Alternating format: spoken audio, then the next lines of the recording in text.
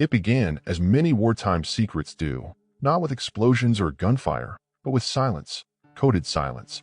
In early 1940, British intelligence faced a crisis of comprehension. The German military's encrypted communications, protected by the formidable Enigma machine, had rendered Allied eavesdropping useless. Every message that flickered through the ether was a riddle within a riddle, changing daily, protected by a device that seemed unbreakable. The Enigma machine was more than a typewriter. It was a mechanical labyrinth of rotors and electrical circuits, each letter transformed through a maze of substitutions. With 150 quintillion possible combinations, it made conventional cryptography obsolete. To the Royal Navy, this meant German U-boats could strike with surgical precision while Allied convoys sailed blind through the Atlantic. Inside Room 40 of the Admiralty and the newly established government code and cipher school at Bletchley Park, tension ran high. Intelligence reports spoke of convoys lost, supply routes shattered, and sailors vanishing beneath the waves. Each day without insight into German communications meant another step closer to starvation for Britain. By February 1940, a plan, one that bordered on madness, took shape. The only way to break Enigma's code was to capture one of the machines themselves. Not a broken shell or scattered parts, but an intact device, complete with its codebooks and operational settings. And that meant boarding an enemy vessel. A special team was assembled within British naval intelligence. Among them was a young officer named Lieutenant Commander Ian Fleming. Before his fame as a novelist, he served as assistant to Admiral John Godfrey, the director of naval intelligence. Fleming drafted secret memoranda under the codename Trout Memo, proposing unorthodox tactics for sabotage, espionage, and deception. One such idea involved boarding enemy ships to seize cryptographic materials. In one of Fleming's wartime notes, he wrote, "We fight not with bullets this time, but with silence and precision." That sentiment would become the soul of what came next. The Royal Navy began to identify vulnerable German vessels, destroyers, weather ships, and submarines known to carry Enigma devices. But how could such an operation succeed when most enemy captains would scuttle their ships before capture? The mission required both luck and lightning-fast decision-making. In March 1940, British codebreakers intercepted reports of U-boat activity near the North Atlantic shipping lanes. The U-boats, under Admiral Karl Donitz, were forming wolf packs, coordinated groups that ambushed Allied convoys. The communications between these packs were encrypted by Enigma, making them invisible to British command. By April, word reached the Admiralty of crippled German weather ship, the München, drifting in Norwegian waters. It was a rare opportunity. British forces attempted to intercept her, but the ship was scuttled before boarding parties could arrive. The failure reinforced a grim reality. Germany's crews would destroy their equipment rather than let it fall into Allied hands. In a dimly lit operations room in London, Admiral Godfrey reviewed the reports. The pattern was clear. The only realistic target was a damaged submarine, caught off guard, before its crew could destroy the Enigma. But such moments would be fleeting, unpredictable, and deadly. To prepare, a handful of sailors and officers were trained in covert boarding tactics. They learned how to approach a vessel silently, how to identify compartments, and where the Enigma was likely mounted, usually beside the radio operator's post. They practiced in secrecy, using mock-ups of U-boat interiors built from sketches and intelligence photos.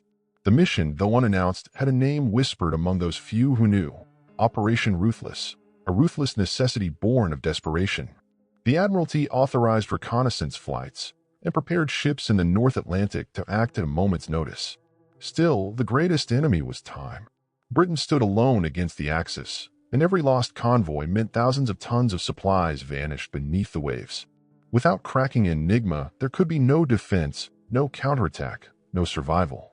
As one intelligence officer noted in his diary, the war may be decided not on the battlefield, but on the desk of a cryptographer. Modern viewers might recognize the deeper lesson here. In an age of overwhelming noise and chaos, victory often depends not on louder voices, but on deeper understanding, on mastering complexity through calm observation. The men of British naval intelligence, many barely out of university, faced the greatest intellectual challenge of their lives. By May 1940, the plan was in motion.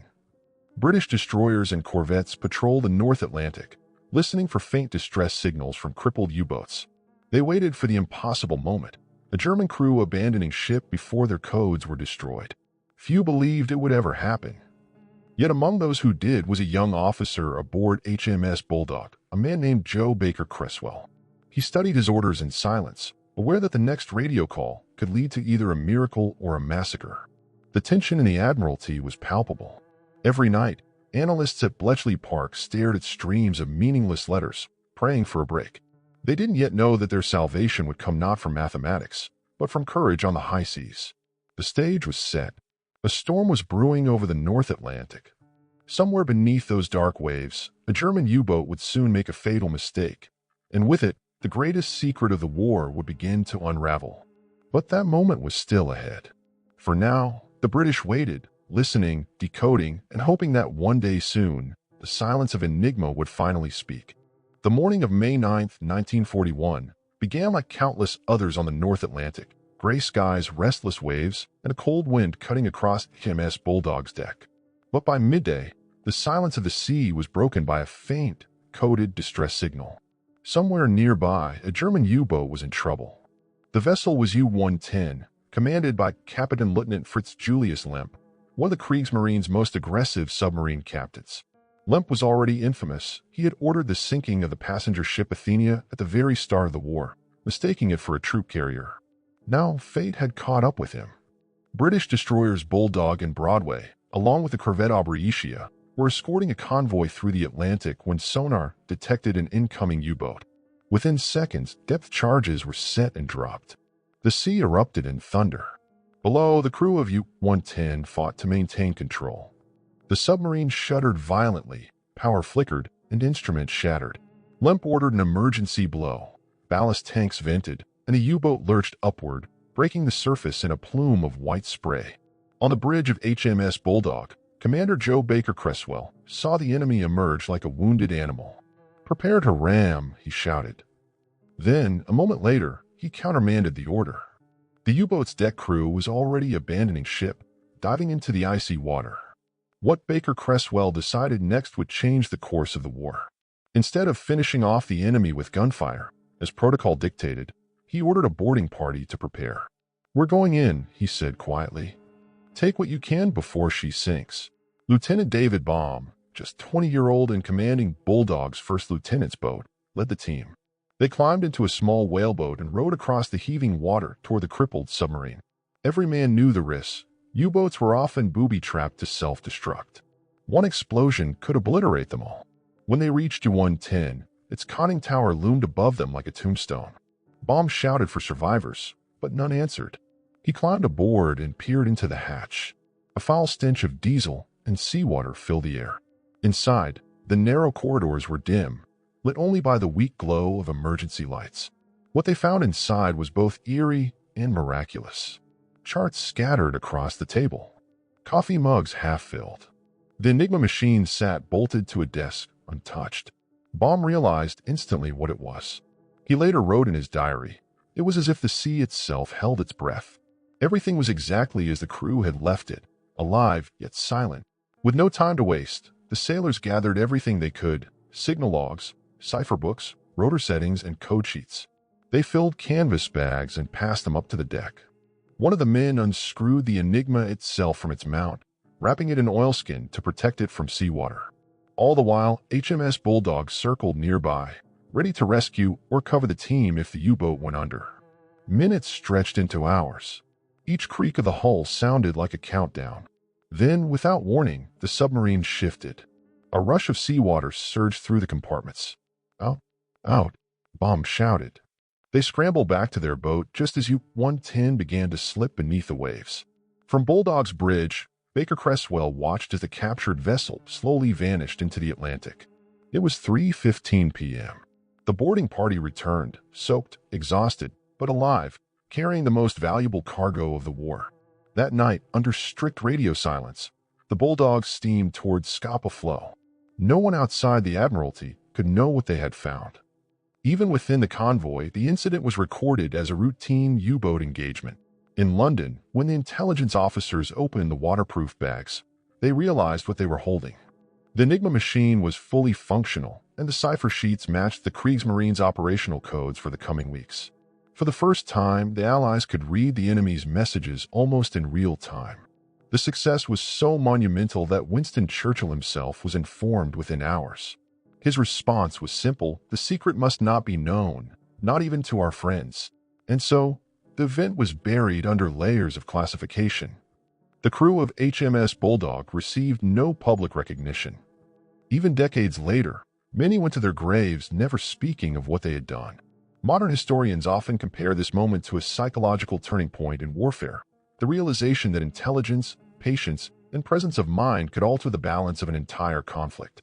The moral, perhaps, is timeless. In chaos, clarity favors the calm. As one naval officer reflected years later, we won not through power, but through restraint. But mystery still lingered. Official reports listed U-110 as lost at sea, and the German Navy never learned that its codes had been compromised. What happened next, the decoding work at Bletchley Park, would turn this act of bravery into the foundation of a secret war of the mind. A war fought not on the seas, but in silence and behind locked doors. And it all began with that moment, when a young lieutenant climbed into a sinking submarine and found a machine that would change history. When Lieutenant David Baum stepped onto the dock at Scapa Flow, Scotland's bitter wind cut through his soaked uniform. In his hands, wrapped in oilcloth and still dripping with seawater, was the machine that would quietly shift the balance of World War II, the Enigma. Few men knew what it truly meant. Even fewer understood that the war's deadliest weapon wasn't a bomb or a gun, but a typewriter-sized box of rotors and wires. Baum's boarding party was ordered to say nothing. Their logs were sealed. The captured U-boat, U-110, was reported as destroyed.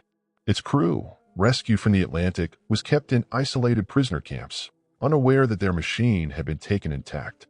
Every measure was designed to keep Germany from realizing that its secrets had been compromised.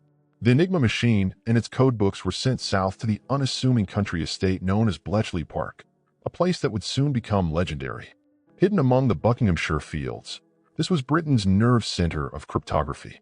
Mathematicians, linguists, and engineers worked day and night in wooden huts, decoding enemy transmissions that poured in by radio from all corners of the war. Among them was Alan Turing, a quiet, intense man with a stammer and a mind unlike any other. His project, a massive electromechanical device called a bomb, was designed to test Enigma's thousands of possible key settings automatically. But until now, the bomb lacked one crucial element: the enemy's RAAL operating instructions. Baum's find changed that overnight. The documents from U-110 contained not just cipher keys, but weather codes, grid references, and rotor configurations. For the first time, Bletchley Park could read authentic Kriegsmarine messages. A codebreaker named Hugh Alexander wrote later, "It was as if a wall had fallen, and through the cracks, we saw the enemy's thoughts." The effect was immediate. Within weeks, intercepted German transmissions began to yield patterns. Convoy attack plans, minefield maps, and U-boat movements were decrypted and passed to the Royal Navy. Ships could now reroute around danger. Lives, thousands of them, were being saved by information wrested from that silent machine. Yet the victory came with a haunting paradox. The British couldn't act on every message they decoded. If they responded too quickly or too precisely, Germany might suspect Enigma was compromised and change the entire system. Commanders had to choose which convoys to protect and which to sacrifice to maintain the illusion of ignorance. It was a grim arithmetic of secrecy. Inside Bletchley, the work was relentless and cloaked in absolute silence. Women from the Women's Royal Naval Service, the WRENs, operated the bomb machines for endless shifts, turning dials and recording results under flickering lights. Men in uniform whispered across rows of papers marked "Most Secret." No one outside their immediate circle could know what they were doing. Even spouses were kept in the dark. In one letter never sent, a WREN wrote, "We live in a world of words we cannot speak. Every message we break costs something we cannot name." There was an air of quiet exhaustion, a mind stretched to the breaking point. The codebreakers lived not by daylight but by cycles of interception and decryption, their bodies weary, but their minds locked on the invisible battlefield. And yet, despite their success, the mission of HMS Bulldog remained buried under official silence. Publicly, the Admiralty made no mention of the capture.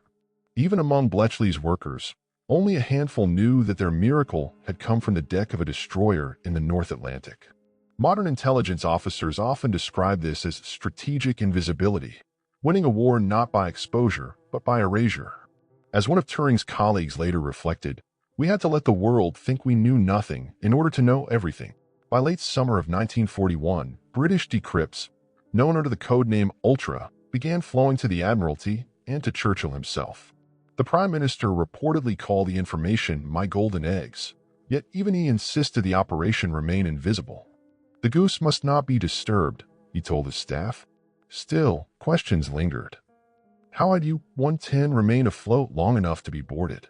Why hadn't the crew destroyed the machine, as all German submariners were ordered to do? Some whisper that Lemp had been killed too quickly to give the command. Others suspected panic or even divine coincidence. The official record offered no clarity. Baum himself was ordered never to speak of the event.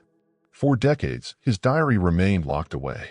Only after the war's end, when documents were declassified, did the full story emerge. Looking back, one cannot help but see the parallel to a deeper truth, one not confined to warfare. Sometimes, victory requires patience, not aggression, stillness, not noise. The mind that endures silence can see patterns invisible to the frantic. As Turing once said to a colleague, "We can only see a fraction of the truth at any time." The trick is not to panic while waiting for the rest. The Enigma from U-110 marked the dawn of an invisible conflict, a battle of intellect, secrecy, and endurance. But it was not the end. The British Admiralty, emboldened by success, began to plan more missions to capture German code material directly from the enemy.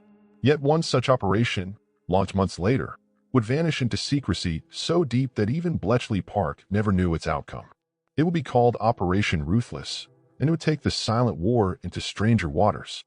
By late 1941, Bletchley Park was humming like a living machine. Inside its wooden huts, hundreds of minds labored under flickering lamps, decoding the language of war. The Enigma machine from U-110 had opened a door, but only a narrow one.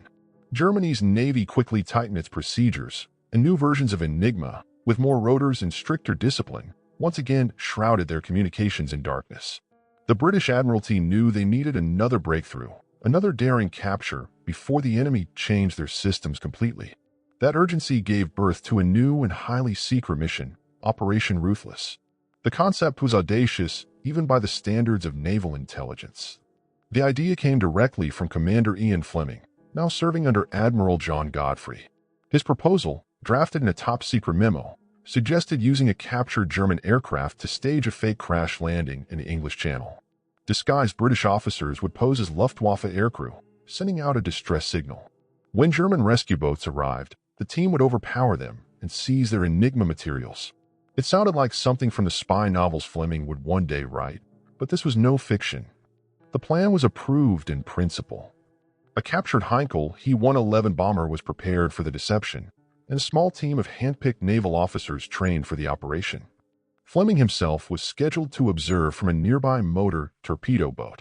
Every detail had to be flawless: the uniforms, the radio message, even the crash coordinates. The risk was almost absurd. If anything went wrong, the Germans would execute the team on the spot as spies. But the stakes were enormous. Without fresh Enigma material, the Allied code-breaking effort risked losing its momentum. Yet, as the operation neared launch, a series of strange delays and conflicting orders began to cloud the mission. Weather over the channel turned violent, grounding aircraft and scattering rescue patrols. Reports from the RAF warned of heavy German activity. Even Bletchley Park expressed doubts. Some believed the mission was too dangerous for the potential gain. Then, suddenly, the paper trail went cold. Fleming's notes stopped mid-sentence. The Admiralty's file on Operation Ruthless is missing pages, torn out, redacted, or reclassified under new code names. Officially, the mission was never carried out. Unofficially, whispers persisted for decades that it was attempted, and that something went terribly wrong. One declassified memo from 1946 hints at an incident involving enemy rescue craft off the coast of Boulogne on a date that aligns with the planned operation. No survivors were recovered. No wreckage was found. The record ends with 3 words: file closed indefinitely. For historians, the mystery of Operation Ruthless remains one of the great unsolved questions of Britain's wartime intelligence. Did Fleming's team go down in the Channel, their deception discovered before it began? Or did they succeed quietly, seizing materials that were later disguised under other captures? Alan Turing himself once hinted at sources unnamed, acquired under great peril, when describing the data that allowed him to complete the four-rotor Enigma breakthrough in 1942. Could this have been the outcome of Ruthless? No one can say. The lesson, however, was clear within the halls of Bletchley Park. As one naval officer wrote afterward, "The most vital acts in war are those no one can ever claim." Secrecy became more than a strategy. It became a philosophy. For modern listeners, there's a haunting parallel here. In an age obsessed with recognition and noise, the men and women of this hidden war achieved victory precisely because they accepted anonymity. Their triumphs were buried, their names erased, their silence their greatest weapon. And so the Enigma campaign continued in shadows. More codebooks were seized, some from weather ships and trawlers in the Arctic. Each success was attributed to chance, never to intelligence. The captured U-boat from Chapter 2 was still never mentioned in dispatches. Even Churchill's inner circle referred to its materials only as the source. The silence surrounding Operation Ruthless became emblematic of this new kind of warfare, where invisibility was the ultimate act of control. Fleming himself returned to London and began shaping new ideas for covert operations. Decades later, those ideas would resurface in his fiction: secret identities, false signals, missions denied by governments. But the real story, the one hidden behind closed files, was far darker. As autumn 1942 approached, Bletchley Park once again faced an intelligence blackout. Enigma's codes evolved faster than the machines that broke them. The pressure on Turing's team reached breaking point. Still, deep in the Admiralty's archives, a single red file remained locked, stamped "Ruthless, Top Secret, Eyes Only." Inside, perhaps, lay the truth about what happened on that stormy day in the Channel, a truth that may never surface. For now, it was enough that the work continued, the messages kept flowing, and Britain's silent war of minds pressed on. Yet, behind every decrypted word, the ghost of that missing mission lingered, a reminder that some sacrifices are too secret even for history to remember. By 1942, the tides of war had shifted, yet the battle of intelligence remained a relentless duel of shadows. The Allies were finally gaining ground in North Africa, but in the Atlantic, German U-boats continued to tear through supply convoys with devastating precision. Bletchley Park's advantage, gained through the first Enigma capture, was slipping away as the Germans introduced a more complex four-rotor Enigma machine. The Allies' most valuable weapon, knowledge, was once again fading into static. The British Admiralty, desperate to regain their cryptographic edge, began hunting for another live Enigma source. Several missions were attempted under tight secrecy, small boarding actions in the Arctic, the Mediterranean, and the Bay of Biscay. But none matched the daring or mystery of a renewed plan that quietly emerged from the same minds that had conceived Operation Ruthless. This time, the objective was a German weather ship operating near Iceland, believed to carry an updated Enigma variant. The operation had no official name in the record, but fragments later uncovered in Admiralty files refer to it only as the second capture attempt. It involved a mix of Royal Navy specialists, undercover intelligence officers, and even civilian meteorologists, each sworn to silence. On June 26, 1942, a Royal Navy task group intercepted distress signals from what appeared to be a German weather trawler, Lauenburg, disabled by rough seas. The ship, vital for transmitting Atlantic weather data to the Luftwaffe, was suspected of carrying a functioning Enigma and fresh key lists. HMS Duke of York was dispatched, supported by a small detachment of commandos disguised as engineers. What happened next remains one of the murkiest episodes in British intelligence. According to post-war accounts, the boarding party reached the vessel under cover of fog. Inside, they found the radio room deserted, coffee still warm on the operator's table, a haunting echo of U-110. The Enigma machine was indeed aboard, but when they attempted to remove it, an explosion tore through the ship's hull. Officially, the Lauenburg was destroyed by self-detonation, and all hands were lost. But some witnesses claim to have seen fragments of the codebooks later arriving at Bletchley Park. A handful of photographs survive, showing a charred Enigma casing retrieved from the wreckage. Whether the machine was fully intact, or whether it even existed after that blast, remains uncertain. Alan Turing's notes from July 1942 contain a cryptic line, "Further material, partial, but enough to proceed." Many historians now believe this referred to the remnants of the Lauenburg operation. If true, it would mean the mission, though costly, helped Bletchley Park finally break the four-rotor Enigma, restoring Ultra's flow of intelligence and allowing Allied convoys to survive the worst months of the Atlantic War. But the operation's secrecy was total. Several men involved disappeared from the service rolls, their names replaced by cover identities. The Admiralty's internal correspondence about the mission ends abruptly with a notation, "No further discussion permitted. Directive 157C applies." Even Ian Fleming, still within naval intelligence, was said to have been frustrated by how much was buried. He later described it obliquely in one of his wartime reports: "Our greatest triumphs sink deepest. Only the silence floats." Modern historians see this as more than a tactical pattern. It was a psychological strategy. Secrecy itself became the weapon. The less the enemy, or even one's allies, understood, the more powerful the deception became.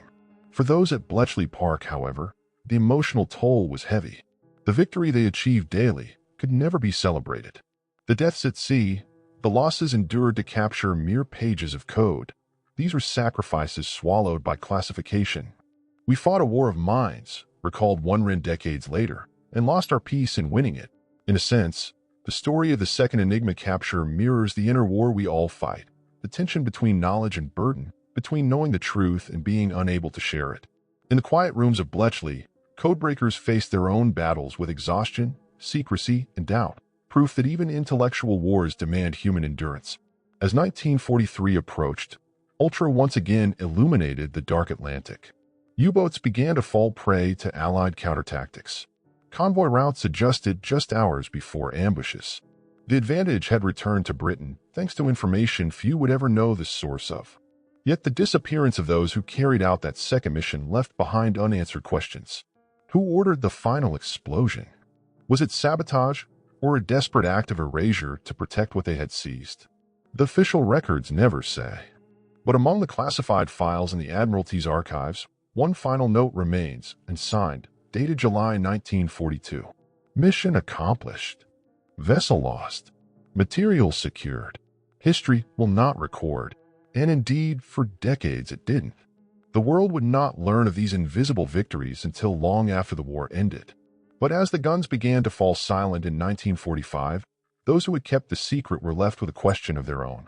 What does victory mean when no one can know you won?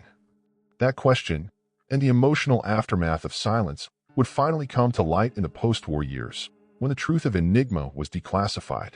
For 3 decades after the guns of World War II fell silent, the story of Enigma remained locked behind the same kind of secrecy that had made its success possible. Those who had lived it carried the weight of silence into their civilian lives: sailors, codebreakers, mathematicians, and intelligence officers whose names never appeared in the official record. The secret war had ended, but the silence endured. When peace returned to Britain in 1945, the country celebrated its victory openly. V-Day parades, church bells, flags waving across London. Yet inside Bletchley Park, a different kind of farewell took place. Teams were ordered to dismantle their machines, burn all code sheets, and destroy every trace of their work. Ultra, the code name for the intelligence derived from Enigma decrypts, ceased to exist. The men and women who had lived by secrecy now faced a strange emptiness. They couldn't tell their families what they'd done, couldn't explain the long nights or the quiet pride. Some returned to universities, others to ordinary jobs. A few joined the newly formed GCHQ, the government communications headquarters, but even there, they were bound by silence. One of the Wrens who had operated Turing's bomb machines later said, "We left Bletchley Park without ceremony. We knew we had changed the world, but we had promised never to say how." It wasn't until 1974, almost 30 years later, that the British government declassified the first official files on Enigma. The revelation stunned the public. What had seemed like a war of tanks and planes was also a war of minds. The press called it the secret that shortened the war. Churchill himself had once described Ultra as the goose that laid the golden eggs, but never cackled. As the truth came to light, names long buried in classified ledgers emerged: Alan Turing, Hugh Alexander, Dilly Knox, Joan Clark, and many others. Their genius had turned mechanical chaos into meaningful order. But for some, recognition came too late. Turing, the man whose machines had unlocked Enigma's secrets, had died in 1954, never knowing his full impact would one day be acknowledged by the nation he helped save. The naval side of the story, too, finally surfaced. HMS Bulldog's boarding of U-110 was revealed to have been the first successful capture of an intact Enigma machine and codebooks. Lieutenant David Baum's bravery, once buried under top-secret seals, was publicly honored decades after his quiet triumph. Even the long-whispered Operation Ruthless files resurfaced, fragmentary, incomplete, but confirming that such a mission had been planned and possibly attempted. Yet even in the 1970s, parts of the Enigma saga remained classified. Certain operations, those involving the Arctic captures and the second attempt, were still redacted, their pages missing or destroyed. Some historians believe the details were intentionally erased to protect Allied intelligence relationships during the Cold War. Others think the truth may have been too costly or too tragic to reveal. The mystery lingers still. How many Enigma machines were captured? How many lives were lost to keep their origins secret? The answers rest in archives still locked, or perhaps already lost to time. And yet, from this secrecy emerges a final lesson, one that resonates beyond war. The victory over Enigma was not just a triumph of engineering or bravery. It was a triumph of the mind, of patience over panic, of observation over noise, of discipline over impulse. In the quiet of Bletchley's code rooms, amidst exhaustion and isolation, a generation of thinkers learned that mastery of the world begins with mastery of thought. They fought not with weapons, but with clarity. As one of the surviving codebreakers reflected years later, we won the war by listening harder than anyone else. Today, the restored huts of Bletchley Park stand as a museum. Visitors can see the machines, the desks, the teacups still resting by dusty teleprinters. But what lingers most is not the machinery, it's the silence. The same silence that filled the Atlantic when Baum climbed into that sinking U-boat. The silence of codebreakers who knew too much and said nothing. It is a silence that teaches something profound even now. That in chaos, whether of war or of one's own mind, peace belongs to those who can hold still long enough to see the pattern beneath the noise. And so, the secret British mission to steal Enigma machines ends where it began, in quiet courage. In the calm decision of a few who acted without recognition, who fought an unseen war, and who proved that sometimes the greatest power is not in speaking, but in knowing when not to. Their silence, it turns out, was not just strategic. It was wisdom itself.